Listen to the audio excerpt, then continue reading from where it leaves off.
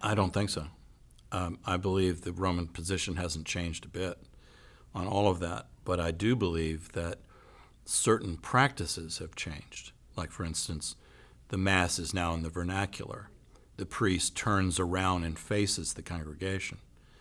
The sermon is given more attention than it was way back in time. There's a famous cartoon from the Middle Ages that has a bishop standing in a Roman church saying, and there was a cartoon with a little bubble off the character, and the bishop says, "Thus saith the church," in Latin. And over on this other cell of the cartoon was Martin Luther in his pulpit, and he's saying in German, "Thus saith the Lord."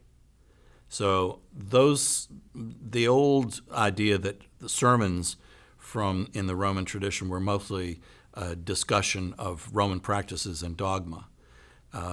Now they've become more biblical. In that sense, they have been affected by the Protestant Reformation and modernity after the Vatican II conference and so forth. There's an awful lot that has changed that way. However, if you look at the Protestant churches, that's where it gets a little iffy for me, and that is the practices that Protestants have adopted from the Catholic tradition without questioning what they are immense.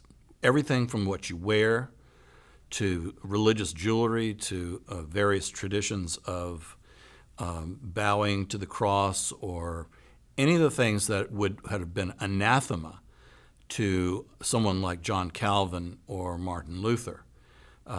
These things are commonplace today, and no one seems to ask the question why. For instance, if I went to a Baptist installation of a young minister as the new pastor, and he was wearing Roman Eucharistic vestments, they had a processional cross, they were wearing stoles, which are not worn in the Baptist tradition normally. There was bowing towards the cross and so forth. I thought, who won? When you see that, you wonder who won.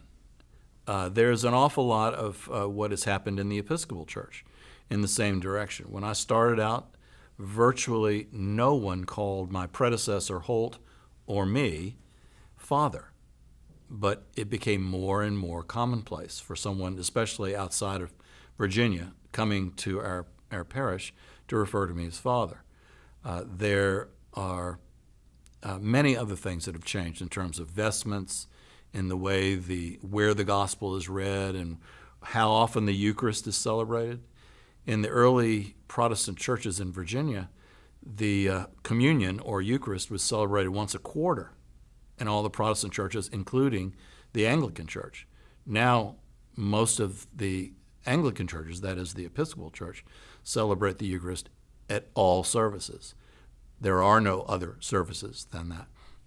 That seems to me a triumph of the Mass. In fact, I have friends who are colleagues of mine in the Episcopal Church who would refer to it as the Mass. So, who won? It's hard to say.